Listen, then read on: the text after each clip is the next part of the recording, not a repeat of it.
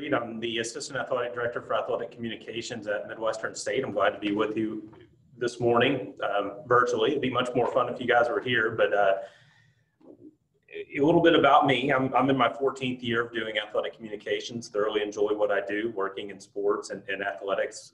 Deal with a lot of student athletes, and it's interesting. I started out probably where some of you are sitting right now in a classroom in Archer City High, junior high at the time.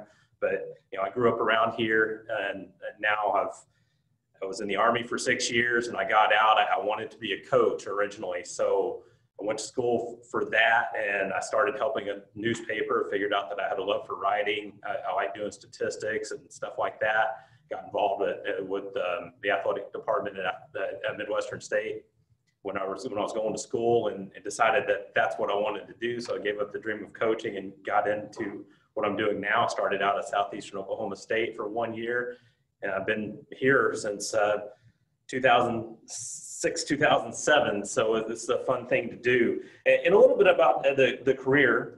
Athletic communications professionals provide a link between collegiate student athletes and the media. We relay information to not only tell the story of our athletic departments, but also promote our student athletes in school to national, regional, and local media outlets for external print and broadcast journalist preparation. Our job is also to provide historical record for each game through statistics. One event that we've had recently, we had a graduate assistant football coach that coached wide receivers that had a nursing degree from the University of Kansas when he got here. Well, he's here for about 2 or 3 weeks. We went through spring football and actually that got cut short. So he decided that he was going to use that nursing degree to help out with the coronavirus pandemic. So he decided to take a position in New York, went to Mount Sinai High School, hospital there in downtown New York, and got involved. And see that, so that story got out nationally pretty quickly, and we were able to have that placed, and CBS Sports, who had it first, Newsweek magazine, even got on the radio with Jim Rome's Jungle radio show. And it will be featured this week if you watch on Saturday Game Day on ESPN. We actually had a crew come down and talk to our football coach, Bill Maskell. And we also like to use those stories and get those out through a podcast that we do here at Midwestern State called the Stain Gang Podcast. And to give you an idea of what that sounded like in April, we'll go ahead and play that video for you. Welcome to another edition of the Stang Gang Podcast on the Mustangs Digital Network. I'm Andrew Byrne. Today I'm joined by Alex Charlton, a graduate assistant wide receivers coach here at Midwestern State University, and a nurse who recently made the courageous decision to fly to New York and work at Mount Sinai Hospital on the front lines of the coronavirus and COVID-19 pandemic. Kind of what led to the decision to put football on hold right now and pack up and fly to New York and join the front lines? Yeah, so I mean, the short answer is, this is one of those crises that our country has faced. We had 9/11, not trying to compare it to that or anything like that. But this is just the crisis we're in now, one of the bigger ones we've had, and I'm actually in a position to help. I said, to myself, I'm like, well, hey, I'm capable of helping. I have a nursing degree. I can go out there and help all the nurses who are, overworked. That was Alex Charlton. He was talking to my assistant at that time, Andrew Byrne, about his decision to move on to Mount Sinai. And he came back to Wichita Falls briefly, and then he took a full-time coaching job at Arkansas State University. And once again, you can watch that story, ESPN's version of it, this weekend on game day on Saturday. And as we look at that, you look at some of the skills that you would need to do this job, because it's a much more than podcast or doing radio, because I've done games here. So maybe you've heard my voice on those. Certainly you've heard Andrew Burns, because he did that last year. But one of the key things, the base skill that you need to do this job is through writing. And, and your English teachers are telling you the importance of being able to construct paragraphs and be able to handle the English language to do that. I use those skills to tell different stories, and this is the key thing that I can do as far as being able to relate our student athlete experiences at Midwestern State. And to me, it's not only fun, but it's the life link of what I like to do. I get to know our student athletes, and through me getting to know them, I let other people get to know them. And we do those through game stories, through feature stories. And I do have a few of the favorites that I have there that I'd like to show you as well. And what I'm going to do is I'm going to read maybe 4 or 5 paragraphs through that to kind of get an idea of the stories and how the job goes, not day to day, because these are spread out. Like some of these are maybe even 10 years ago, but these are just some of the favorites that I've had. The first is from a fun and productive trip to Northern California, where a few pranksters from Chico State provided motivation for a stirring Midwestern State win to advance to the men's soccer Final Four in 2010. This is what I wrote that day. Dateline, Chico, California. The chanted question seemed rhetorical as the Chico State student body rained down the chants of "Who let the air out?" and "How'd you get here?" The throng may have been referring to the prank that left 4 flat tires between 2 vans, which were Midwestern State's transportation to the University Soccer Stadium Saturday morning. But the second-ranked Mustangs had quick and resounding answers for each question. Junior striker David Freeland scored the first of his 3 goals just 40 seconds into the match as MSU quickly deflated any Chico State hopes of returning to a Final Four with a convincing 5-0 whipping of the Wildcats in the NCAA Division II National Quarterfinals. Working the race by more than a mile. Here's what I wrote that day. Dateline, Abilene, Texas, the lead car veered off the slated course Saturday morning at the Lone Star Conference Championship at Sherrod Residential Park. The cart cut a shorter course, which conceivably impacted the individual order of finish, but fortunately it didn't short-circuit 17th-ranked Midwestern State's push for its 3rd consecutive championship.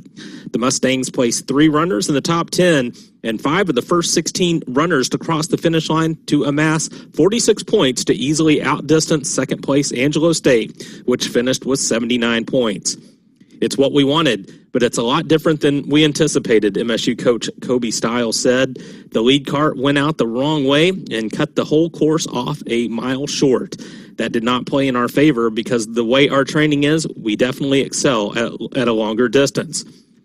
The Mustangs were in position to make their signature late push in the scheduled 6-kilometer race, which was inadvertently shortened to 4.5 kilometers. Defending LSC individual champion Sydney Cole was clearly miffed as she crossed the finish line 6th with a time of 16:40.82. I thought we were going to take us around the loop again, the MSU senior said. I was not ready to finish because obviously we had over a mile left to run. I'm a runner that comes on a lot over the last mile, and I was waiting to come up on the hills, which were on the right, to start making a move. Instead, the cart swung left to spoil her carefully mapped out strategy and dash the senior's chances of fairly defending her individual title. I think we would have gone the whole way. I would have been up there further because there were 3 girls right in front of me, Cole said. Often, the best part of my profession is forming friendships and bonds with coaches, student athletes, and colleagues from all over the world. It's amazing why others are inspired. I related a great story from Australian-born tennis player Jared Liston in 2014. He received great encouragement from his friend Braden Hensel, who is fighting a form of bone cancer known as Ewing's sarcoma. Liston and his childhood friends converged on a memorable trip to tour the western United States with Braden, which I laid out in the features. It was a great trip, and it was fun to learn from Jared Liston. But this is what Jared said in the feature about his friend. He said he is one of the most inspirational people I've ever met. Even if he is feeling sick, he doesn't show it because he doesn't want to impact others. He doesn't want to impact people in a negative way. To be able to think that way and live that way is pretty inspirational, and I'm lucky to have him in my life. He has been able to resonate that to us through his attitude and ability to come through the situation being the best he can. Sometimes a change of scenery works wonders. That is what I learned about Katie Stepp, who transferred prior to her junior year to MSU from Alabama Birmingham. This was the start of the feature.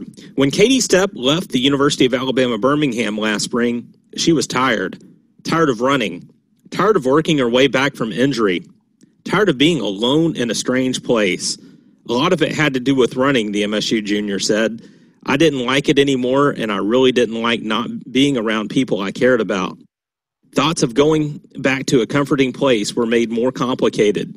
Her parents were moving away from her high school home in Allentown, Pennsylvania, so Stepp looked further to her past to find comfort and found older sister Courtney, who was still in Wichita Falls, a place Stepp had experienced as a 4th and 5th grader when her father, William, took a position with Stanley Tool Company. I knew I wanted to be close to family, she said. We are 9 years apart, so weren't very close, but it was nice to have someone there with the transition that I was going through. Oh yes, the transition. She needed a change in life and was in the process of running away from the very thing that had always brought solace. I had no intentions of running again, she said. For sure, she ran again. In fact, Stepp fell in love with running and led her team to the first trip to nationals, becoming our first cross-country All-American along the way. Those are some of the fun stories and inspirational stories, but that's only a part of what we do is we do a lot of the video broadcast, web streaming, so you see a lot of our games through the internet. We're responsible for that as well. And with that come highlights that we cut from that. We have one of those as well.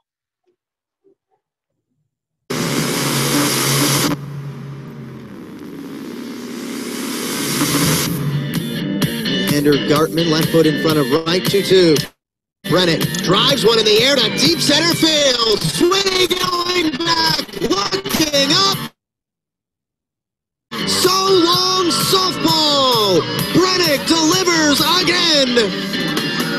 Bailey Brennick's homered in 3 straight games. The freshman's up to 4 home runs and give her 15 RBIs. First pitch. Lindgren in the air to deep left field, right down the line. This one is gone. So long softball. Lauren Lindgren tucks it just over the wall and inside the foul pole, and the Mustangs take the lead. Andrew Bernard, really good conference broadcaster of the year. He went back home to New Jersey due to the coronavirus pandemic, but he's doing well, and he was really good at what he did as well. But a lot of the other things that we do too, I've kind of taught myself photography over the last few years and having to use those skills in order to do types of graphics to promote both achievements and games that we have. And we're running short on time, so I'll go ahead and play that video as well to kind of show some of the samples of that to give you an idea of that part of the job.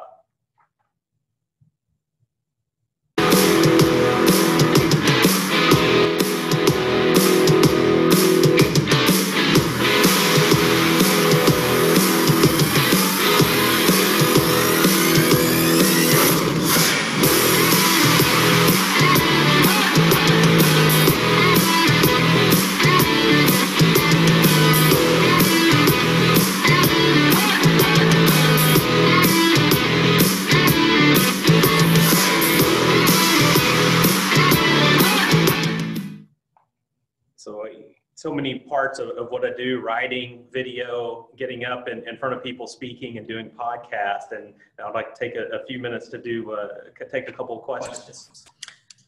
You have quite a few individuals asking what type of education and training is needed to enter this career? Good question. A lot of it is being motivated to continue learning after school, but my degree was in mass communications from Midwestern State, where at the time I didn't even know if I wanted to graduate because I was doing everything I wanted to do. I was hosting a sports show, a weekly sports show. I was writing for our student newspaper, and I was actually stringing and doing stories for the Times Record News at the time as well. So I was doing a little bit of everything. So it's school and going out and getting involved and getting your experience that way. I know I also volunteered in the athletic department as well, so kind of got my foot in the door, and I haven't left. Any other questions? Yes, sir. John Gordo would like to know, what is the best and the worst part of athletics?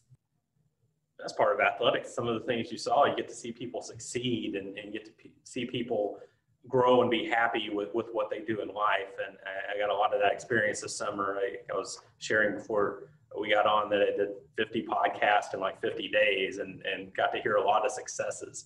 Now the down part about it is I hate saying goodbye. So, and that's natural in college, high school, and junior high. You're going to graduate. Your time's going to come to an end, and that's kind of difficult. I've actually recently in the past few semesters, when we had a tennis player graduate, and she went back to Russia, and I shed a few tears because we get close, and I'm almost tearing up now thinking about that. But she surprised me and came back, so there's happy times too. I have another one for you, sir. Sadie and Mance are asking, what are the entry wages? What can one expect to be paid? It's all about the money, right? So when I started my first job 2006, it was mid 20,000s at the time. When I took the job here, it bumped up another 10,000, so I was making 37 at the time. And now, 13 years later, continue to work hard, and probably right at around 60K right now. But when you get started, that's kind of like the end game. At first, it's just like anything else that you're going to have. You're going to have to give up your time and get the experience in order to get at a rate that you make more. So, athletics is kind of you have your high and your low end, and you're gonna have to start low and then work high as you keep going. But it's rewarding to do. It's like, I think the great saying is that if you enjoy what you do, then you don't work a day of your life. And most of the time, I don't feel like I work a day of my life, but there are days where you do. Awesome. Rebecca Browning, I think as we wind up, is asking, how often do college athletes get recruited to the Olympics? Ooh, to the Olympics, that's a tough one because there aren't many spots. You have to earn your way. Particularly, I think of Olympics, I think of track and field. So your marks and where you finish are going to be how you go about doing that. So, and a lot of those with other teams, you're going to have to earn your way as well. So that's it's kind of a difficult question to answer, but it's kind of like every other answer I've given is kind of work hard and keep doing the right things. And if that's your goal, that's what you should follow.